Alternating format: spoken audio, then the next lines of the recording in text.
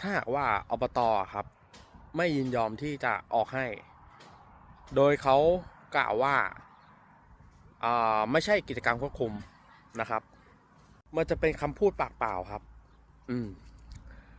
เราก็ทำหนังสือคำร้องขึ้นมาแล้วก็ให้เขาเซ็นว่าอ่ะทางอบตเนี่ยเป็นคนบอกว่าไม่จำเป็นต้องทำเองนะทีนี้มันก็จะมีวิธีอีกวิธีหนึ่งครับก็คืออ่าการที่เราทำเป็นเชิงพาณิชย์ก็คือขออนุญาตเก็บถ่านนะตรงนี้ก็ช่วยได้ครับแล้วก็ทำที่อบตเหมือนกันครับเป็นทะเบียนพาณิชย์นะก็ใช้เอกสารอะไรไม่มากมายครับ